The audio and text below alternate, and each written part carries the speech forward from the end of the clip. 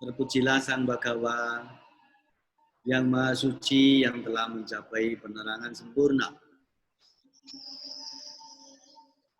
Makhluk apapun yang berkumpul di sini,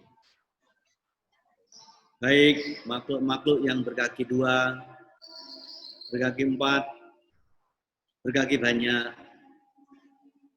tanpa berkaki, baik yang lahir melalui kandungan, melalui telur, melalui spontan, maupun yang lahir melalui pelembapan. Semoga semua bersuka cita,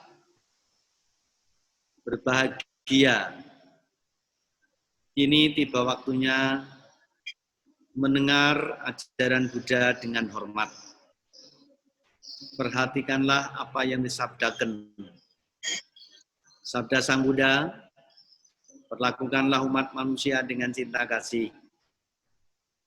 Lindungilah mereka dengan tekun, sebagaimana mereka mempersembahkan sesajian dan memberikan penghormatan kepadamu siang maupun malam.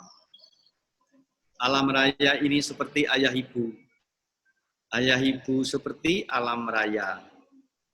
Memberikan yang terbaik, melindungi anak-anaknya, memancarkan pikiran kasih sayangnya tanpa batas, ke atas, ke bawah, ke samping, dan sekeliling, serta berpesan. Pesan-pesannya, jaga baik-baik kekayaan alam. Gunakan dengan hati-hati warisan harta bumi. Jangan menipu, jangan menghina siapa saja. Jangan karena marah dan benci mengharap orang lain celaka. Karena itu semua akan menjadi sebab-sebab bencana. Pesan lainnya, orang bodoh kalah dengan orang pintar. Orang pintar kalah dengan orang licik. Orang licik kalah dengan orang jahat. Yang tidak terkalahkan orang-orang beruntung. Keberuntungan itu sesungguhnya buah dari kebajikan, yaitu kebajikan gemar berdana, memiliki moral yang baik, mempunyai pengendalian diri. Itulah kebajikan sejati bagi kaum pria maupun wanita. Karena itu kalau berdana dengan keyakinan, kalau dengan baik, kalau samadhi dikembangkan dengan benar, manapun pergi, dilindungi Pak Dewa. Namo tassa bhagavato arahato sama sambuddhassa. Namo tassa bhagavato arahato sama sambuddhassa. Namo tassa bhagavato arahato sama sambuddhassa. Yani dabutani sama katani umani wayani wahandarike sabiwa puta sumana bawan atau bisa kacang sunan bukasitang tasmai putani sangmit sabe mitang ngarotak manusia pajaya diwacara to caharanti yang paling nasmahini rakata apa matang yani dabutani sama katani umani wayani wa amnarike tata gatang dewa manusia pucitang gudang nama sama suwati untuk yani dabutani sama katani umani wayani wa amnarike tata gatang dewa manusia pucitang gamang nama sama suwati untuk yani dabutani sama katani umani wayani wa amnarike tata gatang dewa manusia pucitang sanggam nama sama Suwati Hoto. Namo Buddhaya.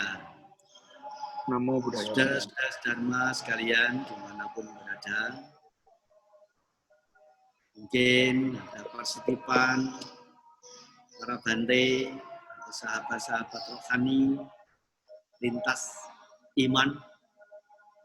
Saya mengucapkan selamat berjumpa dengan suasana hati yang damai. Dan mengucapkan terima kasih pada saudara-saudara Dharma yang dari Kelungkung, jauh-jauh mencari Bantenya sampai ketemu. Saat ini Bantenya sedang berada di Kota Bone. Melalui IT, teknologi telekomunikasi, kita bisa bertemu muka, temu bicara, temu karya, dan temu rasa. Berbincang dharma. Semoga ini semua menjadi obat yang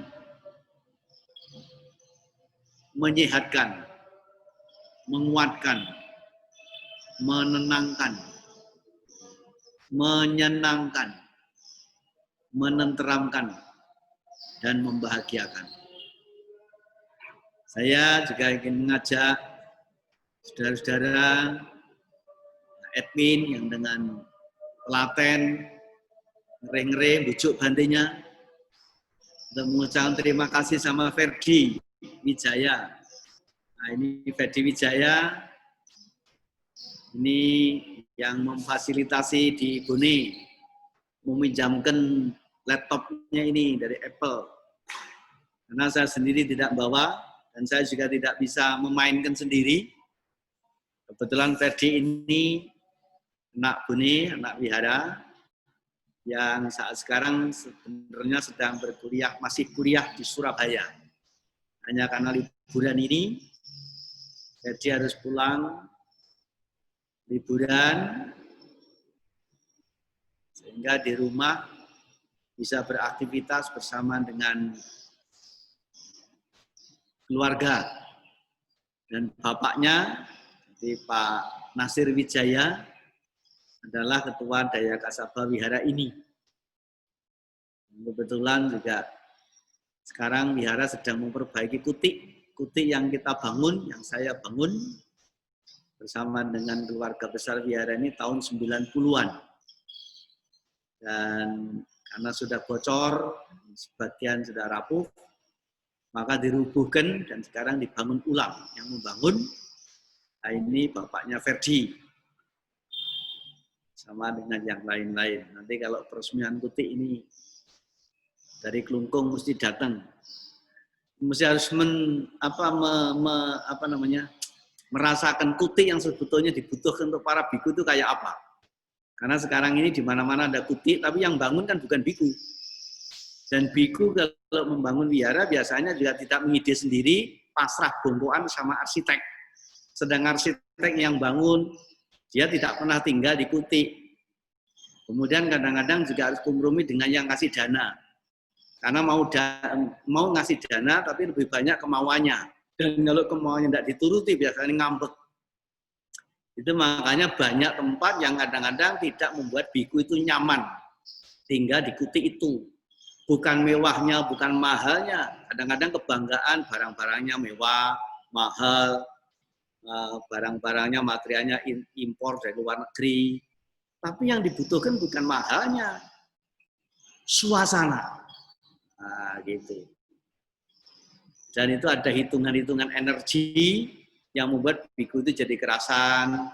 Umat kalau datang juga jadi kerasan. Tidak sekadar membangun, kalau membangun tuh siapa saja bisa. Dan itu kadang-kadang orang Buddha sendiri tidak memahami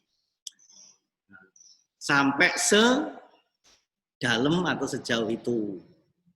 Padahal kalau kita merujuk pada literatur kuno, dan itu sudah dilakukan oleh para Buddha sejak pada zaman-zaman yang lampau, membangun wihara, membangun kutik, itu ada hitungan-hitungan, ada prasyaratan, ada yang mesti diperhatikan, mesti dilakukan, mesti dipenuhi. Itu yang membuat agama Buddha menjadi bertahan hingga melampaui berabad-abad zaman. Kehidupan para biku juga tersambung hingga saat ini. Sebetulnya banyak faktor yang saling mendukung satu dengan lainnya. Orang mengira biku harus diberikan tempat yang gemerlapan. Serta bikunya menempati tempat gemerlapan juga dicurigai. Bante kok kehidupannya sudah mewah. Ya, padahal mewah itu artinya mepet sawah. Gitu. Mewah itu sebenarnya mepet sawah. Jadi ada hitungan-hitungannya. Mengapa? Karena kehidupan biku ini kan sendiri. Dia tidak berkeluarga, dia pisah dari kehidupan keluarga, masyarakat. Maka para pertapa, para Buddha pada zaman dahulu, juga sekarang-sekarang. Kalau biku atau wihara memilih tempat, apa yang pertama diperhatikan adalah view-nya harus indah. Sehingga tidak perlu mencari tambahan-tambahan yang menyenangkan. Kita menikmati dari view alam itu sudah memberikan jawaban cita rasa yang menyenangkan. Itu salah satu rahasia. Makanya kenapa kalau kita membaca literatur-literatur, wihara-wihara di gunung-gunung, di tempat yang indah, yang udaranya juga baik, tidak terlalu jauh dari masyarakat, kandungan air cukup, udara tidak terlalu panas, tidak terlalu dingin. Karena semua ini ada faktor yang untuk mendukung kehidupan para pertapa. Itu. Nah, jadi nanti kalau mau pengen tahu kutik yang dibangun di Bone ini satu-satunya yang ada di Indonesia. Oh, nanti kalau peresmian Bu Wina datang itu ya. Baik, Bapak Ibu, saudara-saudara sekalian, dan dimanapun join Zooming, dimanapun berada, sekarang kita berjumpa, punya waktu cukup banyak, 2 jam. Nanti diberikan waktu cukup banyak. Nanti kalau ada yang kurang bisa ditambahkan dalam bentuk diskusi atau bertanya-tanya jawab.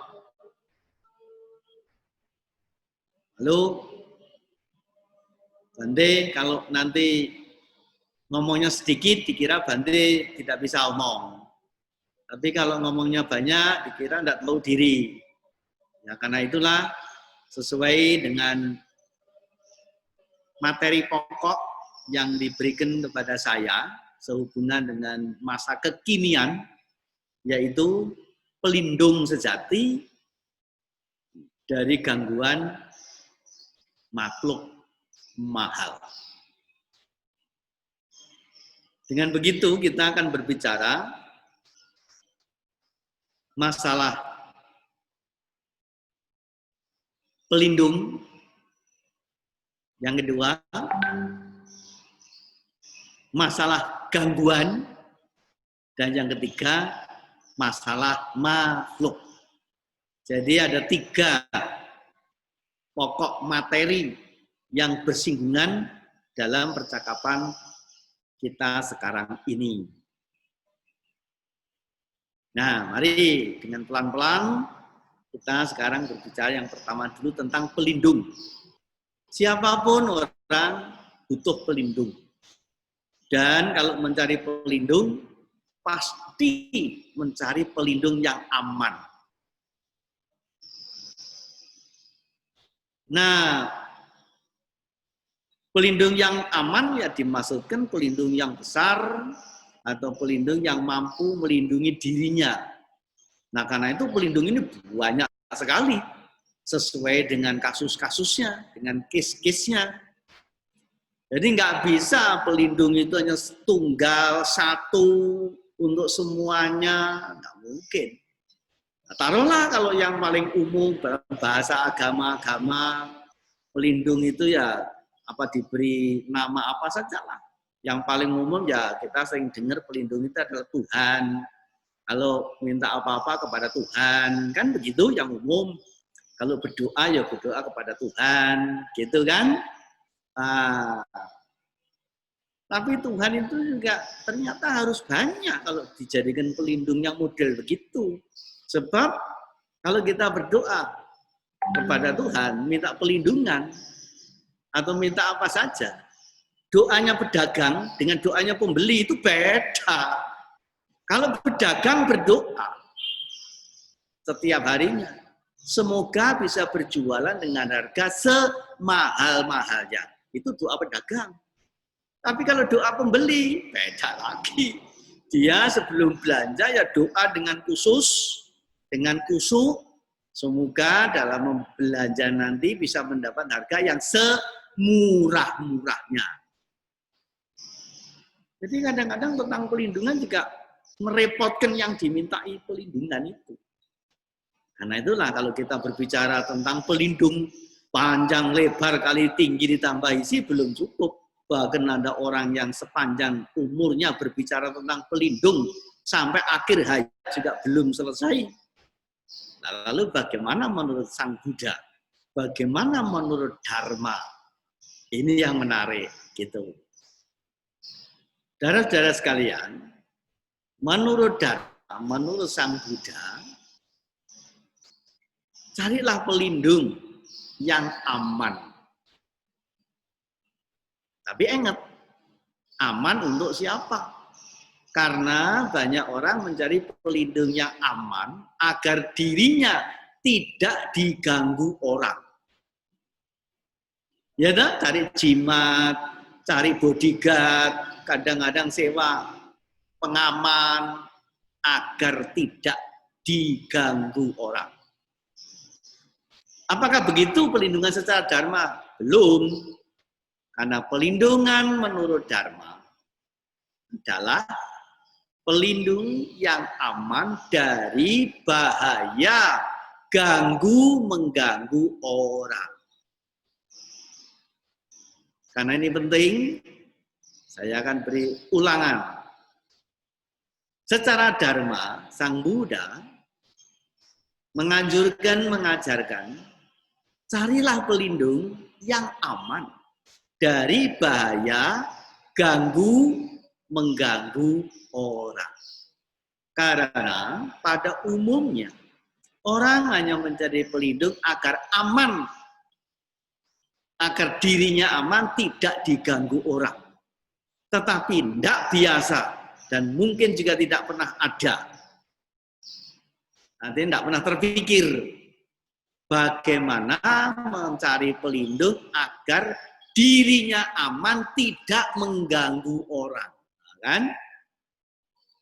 Dharma bisa memberikan pelindungan yang aman dari bahaya ganggu-mengganggu orang. Dan itulah yang sekarang nampaknya dibutuhkan. Pelindung yang aman dari bahaya ganggu-mengganggu. Bante, kita ini kan sering diganggu orang. Karena itulah kita kalau terganggu juga tidak nyaman. Maka kita ya mesti mencari, mendapatkan pelindungan yang aman dari bahaya diganggu orang. Tapi kan kita juga nggak biasa mencari pelindungan agar dirinya tidak mengganggu orang. Jangankan orang sesama orang. Manusia yang sebesar ini dengan makhluk lain yang kecil yang tidak sebanding, itu saja manusia juga dengan mudahnya dia memusnahkan. Contohnya, ada nyamuk, nyamuk kecil-kecil itu yang terbang nganging-nganging. Padahal nyamuk itu kan hanya terbang menari-nari, dia tidak bermaksud mengganggu. Tapi yang namanya manusia, dengan egositasnya itu, ketemu nyamuk yang dia cuma menari-nari sendiri, manusia yang lebih dulu mengganggu, jauh-jauh sebelum nyamuknya mengganggu. Apa yang manusia? Ayah, ada nyamuk terbang. Ayah. Nah, coba Sekarang yang mengganggu manusia, nyamuknya. Kecuali nyamuk itu sudah nempel dan rasa gatal. Nah itu jelas-jelas sudah ada aksi reaksi. Tapi nyamuk yang terbang-terbang masih jauh dari kita. Tangan manusia sudah iya. Nah ini. Nah, karena itu berbicara tentang pelindungan ini, pertama kita mencari pelindung yang aman dari bahaya mengganggu orang. Dan itu adalah hanya ada dalam ajaran Buddha. Lalu apa badai perlindungan itu? Nah, nanti bagian belakang. Kalau saya lupa menceritakan, catat, tanyakan nanti. Nah, sekarang kita beri yang kedua, yaitu tentang ganggu. Kita ini seringnya merasa terganggu oleh dunia luar. Nggak biasa kita itu berpikir bahwa terganggu oleh diri sendiri. Kalau tidak salah, ada percakapan di dalam kelompok-kelompok dhamma. Namanya 37 Bodhipakkhya. Kalau tidak salah, nanti boleh cari. Kalau saja ada 5 gangguan dalam kehidupan diri sendiri ini, 4 dari dalam. Hanya 1 yang dari luar diri kita. Jadi kita tidak fair kalau kemudian sedikit-sedikit mengklaim gangguan itu datang dari luar. Gara-gara kamu, lalu saya menjadi terganggu. Padahal secara dharma, kalau saja ada 5 gangguan, 4 itu dari dalam diri kita sendiri. Nah, kemudian Sang Buddha juga menunjukkan apa 5 gangguan. Ternyata 4 dari dalam diri sendiri ini, dari 5 itu 1. Apa yang menjadi masalah dalam diri kita? Pertama adalah kita itu dilahirkan. Coba kalau kita nggak lahir, mungkin nggak ada masalah. Tapi begitu dilahirkan, dari sana berangkatnya masalah. Kan itu kadang-kadang orang tertawa 1 jam dari menerima kelahiran. Wah, diberitakan kemana-mana, bahkan pesta pora, menunjukkan kebahagiaannya. Tapi dia lupa, kalau bahagia pesta pora 1 jam, menerima kelahiran, ini menjadi awal beban sepanjang umur. Gitu kan? Menerima kelahiran anak, menerima kelahiran sesuatu, kita menerima barang. Memang bahagia, bisa beli mobil. Bahkan minta Bante, bacakan parita, Bante terima kasih doanya, saya dapat rezeki, sekarang bisa membeli mobil baru Bante, saya minta blessing. Ya Bante, blessing saja, bacakan parita ngengong. Tapi lupa dia, harus menanggung soal perawatan mobil sepanjang umur. Jadi yang pertama karena dilahirkan. Yang kedua, karena punah badan jasmani. Badan jasmani ini semua menjadi media persoalan. Coba ada orang datang kepada Bante, minta parita Bante. Gitu. Ada apa? Aduh Bante, aduh sakit Bante. Sakit apa? Sakit gigi Bante. Aduh, sakit gigi itu lebih pada sakit hati Bante. Ya Bante ngomong, wah itu berarti giginya kurang bersihan. Oh, tiap hari saya cuci gigi, gosok gigi itu 3-4 kali loh Bante. Apalagi mungkin musim corona ini apa-apa dicuci, gigi saya juga. Maksudnya Bante, kalau orang sakit gigi, terus dibantai bilang kurang bersih, itu bukan bersih dicuci. Ya karena giginya belum bersih. Coba kalau giginya sudah bersih, kan nanti nggak sakit gigi. Sakitnya kan sakit gusi gitu kan. Jadi kurang bersih artinya kurang bersih giginya, cabut aja semua biar enggak sakit gigi. Maksudnya begitu, maksudnya Bante. Nah, jadi karena punah badan jasmani, maka itu menjadi sumber soal yang kadang-kadang mengganggu. Yang ketiga, punya indria. Meskipun punya badan jasmani, kalau nggak ada indria, kita akan terganggu dari pintu-pintu indria ini.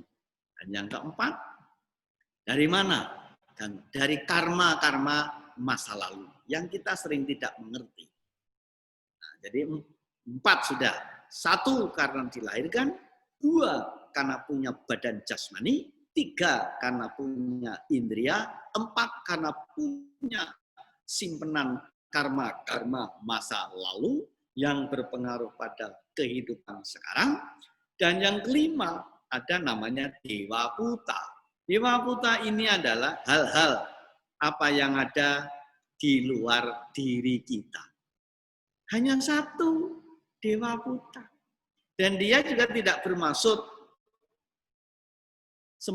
seluruhnya itu mengganggu. Mereka beraktivitas. Hanya manusia yang jahil saja. Kemudian merasa terganggu kemerdekaannya. Coba, ada orang datang kepada Bante, minta dibacakan Parita Patidana. Ya Bante terima, sudah siapkan mau Patidana. Setelah ditanya, ini siapa nama mendiangnya, Bu? Bante, sebenarnya yang meninggal itu kucing saya. Loh, kucing? Sampai menangis-menangis. Loh, sekarang apa hubungannya? Ternyata ibu ini penyayang kucing. Tapi entah bagaimana di satu waktu dia lagi esmosi, lagi sewot, kucing kesayangannya itu gara-gara meong meong meong meong meong meong. Gara-gara lagi suntuk, dia tak sadarkan diri, kucing ditangkap, dibanting terus. Yang mati kayak tomat dibanting ke lantai ya berkeping-keping. Nah, dia baru menyesal kucingnya itu tewas. Lari ke wihara, minta Bante baca Parita Patidana. Ternyata untuk kucingnya. Nah kalau begini, siapa yang merasa terganggu? Kucing mengganggu manusia, apa manusia yang mengganggu kucing? Coba kalau kita pikir. Manusia merasa terganggu dengan meong-meongnya kucing. Tapi kucing itu kan memang bunyinya meong-meong. Apa mungkin bisa disuruh ganti kucing itu tidak lagi meong-meong? Cobalah kucing, kamu meong-meong itu enggak enak di telinga, ganti pisang goreng hangat, pisang goreng hangat gitu. Kan ya enggak bisa. Nah, jadi kalau dengar kucing yang meong-meong, kenapa merasa terganggu? Nah, itulah. Jadi, Dewa Puta, kelompok-kelompok yang ada di luar diri kita, itu hanya 1 bagian.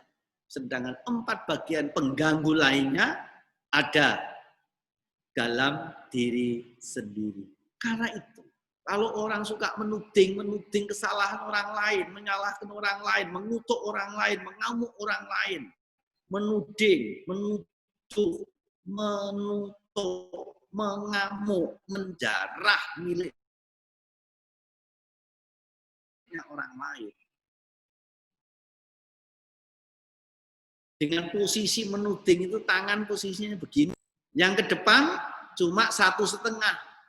Tapi yang ke belakang itu 3. Jadi kalau kita itu sedikit menyalahkan orang, itu menunjukkan kebodohan sendiri karena diri sendiri salahnya lebih banyak. Ini catatan penting. Maka Sang Buddha tidak membiasakan atau tidak mengajarkan atau tidak menganjurkan untuk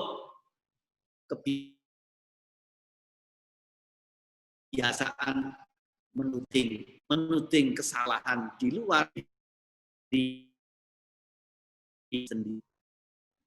Tapi yang ini jangan kemudian dhamma kelas ini lalu pulang kalau nunjuk apa-apa jadi itu loh Bu, itu loh Pak, itu loh, nah itu loh Pak. Nanti itu nanti dibilang wah ini kan dari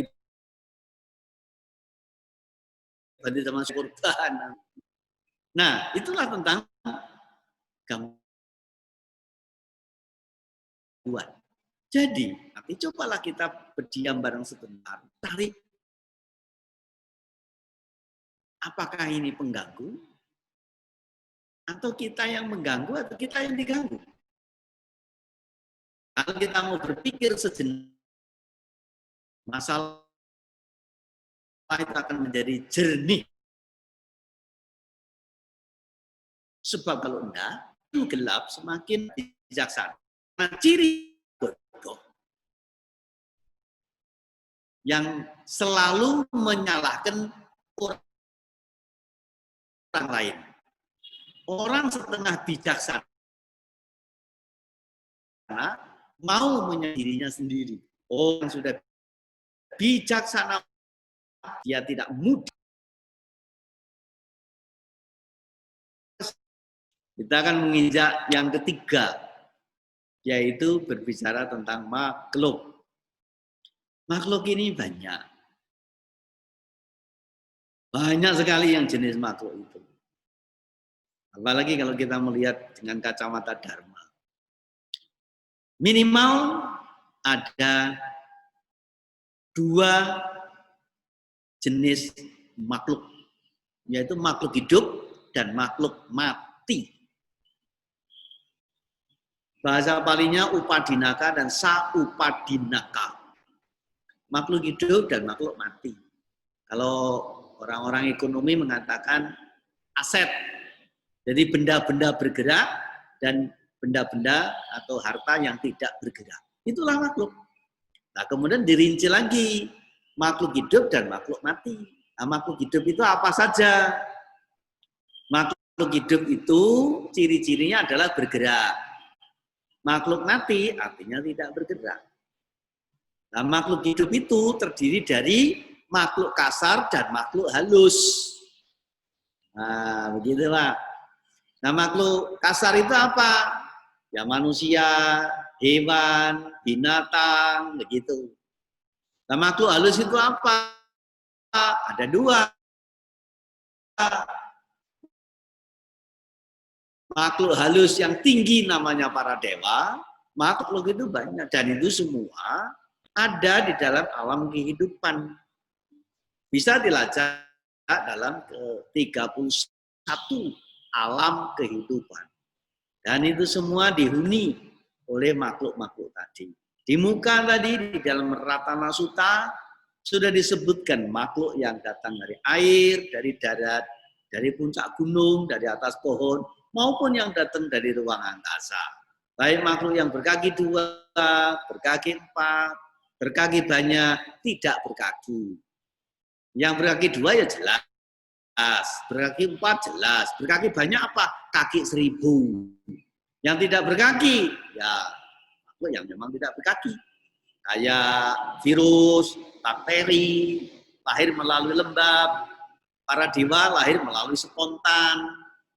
Ada yang lahir melalui telur, ada yang lahir melalui kandungan, gitu. Jadi kalau yang berkaki banyak itu ya sejenis kaki 1000. Makanya dia jarang pakai pesta, karena diundang pesta katanya repot. Pestanya sudah selesai, dia belum jadi berangkat. Karena kakinya 1000 mau pakai sepatunya itu lama gitu. Hanya dia nggak pernah pesta. Nah, kemudian ada makhluk halus dan makhluk kasar. Dan itulah yang sering dinyatakan sebagai pengganggu. Ya, sebagai pengganggu. Tapi di sini kita menemukan satu jenis makhluk lagi. Jadi bukan makhluk kasar, makhluk halus, makhluk hidup, makhluk mati. ada makhluk mahal. Itu juga dinyatakan sebagai kadang-kadang sebagai pengganggu. Nah, sekarang kalau untuk mengatasi. Kalau mengatasi makhluk halus lebih mudah dari makhluk kasar. Iya. Salah satu contoh, ketika saya waktu itu ditemukan Pondok Labu, sekarang dari Wisma STI, di Pondok Labu itu, Bu Wina juga sering ke sana. Dulu ketika pertama ditawarkan atau mau diberikan kepada kita, itu tempat angker, sangat angker. Tapi saya mau, asal tempat itu status hukumnya aman. Menurut saya, kompromi dengan makhluk halus lebih mudah daripada kompromi dengan makhluk kasar. Sebab kalau kita memberi aset, membeli aset, kemudian status hukumnya tidak jelas, itu bisa panjang ceritanya. Kalau cuma angker, banyak makhluk halus, gampang. Nah, dan nyatanya, Pondok Labu setelah ditempati Bante sampai sekarang, jadi tempat yang aman, nyaman, indah, nggak kerasan, gitu. Padahal dulu bertahun-tahun ditinggalkan sama pemiliknya, tidak dihuni, bahkan tetangga kanan kiri pun tidak ada yang sembarangan unyak-unyuk ke situ karena sudah disebut tempat itu angker. Nah, yang menarik yaitu makhluk mahal. Apa makhluk mahal itu? Makhluk mahal itu muncul masa kini, yaitu namanya IT, teknologi.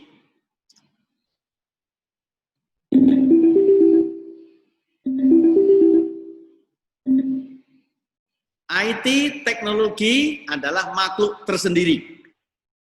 Sekarang banyak orang mempunyai pengalaman tentang keberadaan makhluk mahal ini. Salah satunya saya juga mendapat pengalaman. Sering ada keluarga datang ke Pondok Labu, ketemu bantainya. Terus dia membawa keluarga. Biasanya kalau ketemu bante, yang dibawa dulu itu masalah. Dan kalau punya masalah, ya cari bante. Memang bante ada, ya ketemu. Tapi biasanya kalau masalah sudah selesai, itu nggak lagi cari bante. Itu biasanya. Dan itu wajar lah. Dan bante juga paham, kalau sudah nggak nyari-nyari bante, justru bante bersyukur, berarti masalahnya sudah selesai. Sebab kalau masalahnya belum selesai, wah, bantenya di ujung dunia pun dicari itu. Nah, saudara-saudara sekalian, makhluk mahal teknologi. Apa hubungannya dengan keluarga yang datang tadi? Dia membawa anak yang masih balita, di bawah umur 5 tahun. Kadang-kadang juga sudah lebih 5 tahun. Pernah ada yang anak itu umurnya datang umurnya 6 tahun, 7 tahun. Datang kepada bante. Salah satu yang dikeluhkan, anaknya ini terlambat bisa bicara. Gitu. Nah, anak yang umur sudah 2 tahun, 3 tahun, 4 tahun, bahkan sampai 6 tahun belum bisa bicara. Orang tuanya galau. Ada apa ini? Nah, kemudian carilah jawaban sana sini. Mengunjungi orang pinter-pinter, kadang-kadang dokter, kadang-kadang juga dukun, gitu kan? Jawabannya macam-macam. Wah, ini kita gangguan ini, gangguan itu, gangguan ini, gangguan itu. Biasanya kalau sudah ke sana ke sini, nggak dapat jalan keluar, terakhir kepada bante. Bante, katanya ada yang bilang, ini ada yang ngikuti anak saya ini. Bagaimana ya Bante, anak saya seumur begini kok belum bisa bicara. Nanti kalau nggak bisa bicara, dulu bagaimana ya Bante? Oh Bante paham, itu paham. Oh iya, Bante juga melihat, ini anak-anak ada yang ngikuti ini. Oh, betul ya Bante. Berarti betul ya Bante. Betul yang ngikuti papa mamahnya ini. Gitu. Orang-orang itu hanya ngomong, ini ada gangguannya apa, enggak nunjukkan, ujung-ujungnya suruh bawa kepada Bante. Kalau kira-kira enggak bisa nyelesai, ya jangan ngomong. Jangan Bante yang dikasih PR sampai merepotkan gitu. Nah, saya bilang, iya yang mengganggu, yang ikuti ya bapaknya sama mamanya. Dan betul memang bapaknya ngikut, datang ke situ. Tapi bukan itu masalahnya. Kenapa anak saya kok belum bisa bicara ya Bante? Ini salah apa ya Bante? Apakah ciong ya Bante? Oh, kalau menyinggung masalah ciong ya saya boleh tanya barangkali. Ya Bante, memang Bapak dengan Ibu lalu punya anak ini masing-masing sionya apa? Oh, mamanya sionya apa? Ya Bante, sio saya kelinci. Bapaknya, sio saya kambing Bante. Anaknya monyet. Nah ini yang jadi masalah ini. Kelinci kawin sama monyet, anaknya kambing. Nah kan masalah itu. Jelas nggak nyambung itu. Nah masalahnya bukan itu. Saya simpulkan dari banyak data dan fakta saya temukan di lapangan keluhan-keluhan yang sampai kepada Bante dan rata-rata keluhan ini terjadi pada keluarga-keluarga menengah ke atas, keluarga muda, pasangan era masa kini, dan kebanyakan anak-anak itu membawa yang dianggap gangguan 3 macam. 1, namanya hiperaktif. Yang kedua, namanya indigo atau autis. Yang ketiga adalah terlambat bisa bicara. Ya kalau hiperaktif itu wilayahnya ilmu kedokteran sana. Indigo itu wilayahnya paranormal sana. Tapi terlambat bisa bicara, nah ini di luar wilayah itu sering tidak menemukan. Tapi Bante bisa menemukan. Oh ya betul ini. Saya bandingkan dengan pola didik zaman Sang Buddha atau pola didik tradisi-tradisi kuno. Bagaimana orang dahulu itu banyak pasangan, suami istri, 1 ayah, 1 ibu. Punya anak minimal 10, bahkan lebih dari 10. Saya ketemu dengan satu keluarga, 1 ayah, 1 ibu melahirkan anak 20 kali. Anaknya 21, karena yang 1 kali melahirkan kembar. Tidak pakai pembantu, tidak pakai puren, tidak pakai guren, tidak pakai babu. Diurus sendiri, kok anaknya jadi-jadi. Tidak ada yang idiot, tidak ada yang terganggu kehidupannya. Mereka berhasil di tengah masyarakat karena saya melihat sendiri keluarga-keluarga itu. Padahal 1 ayah, 1 ibu, anaknya 21. Diurus sendiri. Sukses. Nah sekarang, pasangan generasi masa kini, suami istri yang masih muda-muda, punya 1 anak, susternya 3. Loh, masih dibawa kepada Bante dengan keluhan sejagat. Bante, salah apa anak saya kok nakanya kayak setan? Nah, itu kan yang umum. Kalau sudah kewalahan, apalagi anaknya hiperaktif, apalagi anaknya autis, apalagi anaknya nggak bisa, terlambat bisa bicara, pasti orang tuanya galau. Lalu nuding lagi setan. Kok anak saya nakanya kayak setan? Ya kalau bilang anaknya nakal kayak setan, berarti papa mamanya kan juga setan, kira-kira begitu. Tapi saya enggak ngomong begitu. Nah, simpulan saya. gangguan-gangguan itu memang ada satu faktor gangguan dari dunia luar.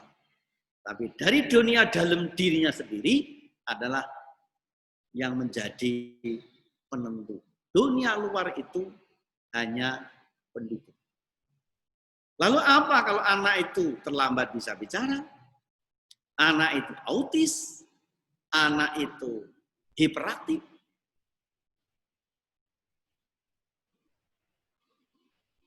Apa hubungannya? Nah, Bapak Ibu Saudara sekalian, yang terakhir, kalau orang dulu-dulu punya anak banyak diurus sendiri. Karena orang tua dan mertua, kalau mengurus anak, itu selain membina, merawat, menjaga, melahirkan, membesarkan, jika juga mendidik, mengajar. Mendidik, memberi ilmu, mengajar, memberi contoh, melatih. Nah, dilatih dijak omong, pada waktu kasih memandikan anak juga dijak omong, sebelum tidur diajak omong, dikasih dongeng. Anak belum bisa ngomong ya guluk-guluk, ayo makan. Gitu. Lalu anak-anak yang tadi 21 anak itu caranya memberikan latihan disiplin, kapan jam tidur, kapan jam makan, selalu dibuat yang disiplin ajak. Tempatnya di sini, jamnya segini, piringnya ini, nanti selesai diurus sendiri. Dan anak itu bisa. Kakak-kakaknya yang lebih tua membimbing adik-adiknya. Bisa. Dengan begitu hubungan intrakeluarga juga menjadi akrab. Nah sekarang ada makhluk mahal baru belum lama ada di bumi yang menggantikan pola didik semua itu. Namanya HP ini. Anak-anak sekarang lebih kecil dari kasih HP. Lah mamahnya juga pakai HP. Anak masih dalam perut. Mamanya hari-hari main HP. Sehingga anaknya di dalam itu juga ngintip. Mama saya bikin HP. Sudah tahu caranya pakai bagaimana. Makanya begitu dia mau lahir, ya WA dulu sama Mas, saya mau lahir. Ting. Begitu lahir brol. Mamanya lebih percaya kepada HP ketimbang pola didik sendiri. Nah, karena anak ini tidak diajar dan tidak dididik, artinya dididik, diberi ilmu, diajar, diberi contoh, anak bisa belajar sendiri dari HP itu. Karena HP ini juga bisa mengajar. Mengajari apa? Mengajari main game. Gitu kan? Lalu HP bisa mengajar 24 jam. Tidak tidur selama baterainya tidak lowbat. Gitu. Kemudian HP tidak mengajari, tidak memberi contoh bagaimana cara mematikan HP. Dia hanya mengajari bagaimana menyerang, menyerbu kalau main game itu. Karena HP tidak memberikan interaktif sosial, tidak memberikan cerita, tidak memberikan contoh, tidak memberikan kata-kata, dia dimanya main ngangeng. Artinya anak itu tidak dapat informasi. Itu yang membuat anak ini menjadi terlambat bisa bicara. Kenapa anak menjadi autis? Dia punya dunia sendiri. Kalau sudah pegang HP, pegang PlayStation, main sendiri, yang selebar layar itu, nggak peduli di kanan kirinya ada siapa. Opo mamahnya, opo neneknya, dewa sekalipun tidak dipedulikan. Itu bukan hanya anak kecil-kecil, anak sudah remaja pun juga begitu. Kalau dipanggil orang tuanya, apa jawabnya? Bukan, ya ma, makasih ma, ya ma. Bukan begitu. Kalau lagi asik main, nih datang sini, entar. Berani begitu. Nah makanya dia bisa terlambat, bisa bicara, kan enggak ada ngajari bicara. Yang kedua, menjadi autis karena dia punya dunia sendiri yang selebar layar itu. Lalu yang ketiga menjadi hiperaktif. Karena intelijensianya dipacu, didorong, dirangsang, distimulan oleh sistem. Ada keluarga muda, punya anak kecil berdua. Bapaknya memang ahli IT. Orang Indonesia tinggal di Australia. Anaknya juga ikut main itu, dikasih mainan. Nah, satu waktu, bapaknya ganti handphone baru. Yang sistemnya baru, serinya baru, cara kerjanya baru. Lalu bapaknya ini, kadang-kadang teleponnya diletakkan di meja. Nah, anak seperti biasa, juga dia langsung pegang. Dan bapaknya juga tidak melarang anaknya main handphone itu. Kalau dulu, handphone yang lama ya, karena memang hari-hari sudah bisa main, sudah bisa mengenai. Dengan handphone yang baru, yang dia betul-betul fisiknya baru, programnya baru, cara kerjanya baru, dan belum diberitahu. Anak ini begitu buka langsung bisa nyari sendiri. Walaupun lebih pintar itu. Sedangkan kita-kita kayak saya, kayak Pak Chandra, kayak Bu Wina itu, mati-matian harus, mati beneran ini belajar IT sampai bisa kayak begini. Nah, jadi bagaimana cara melindungi kita? Nanti tanyakan kalau belum tahu. Kalau sudah tahu, terima kasih. Dan inilah yang saya maksud, pelindung aman, gangguan makhluk mahal. Dan itu menjadi tematik yang paling kini di banyak kalangan. Dari kalangan masyarakat strata yang paling rendah, menengah, dan juga kaum tinggi. Sama, karena ini eranya. Lalu bagaimana cara berpikir Buddhis? Tanyakan kalau belum tahu, sudah tahu. Terima kasih.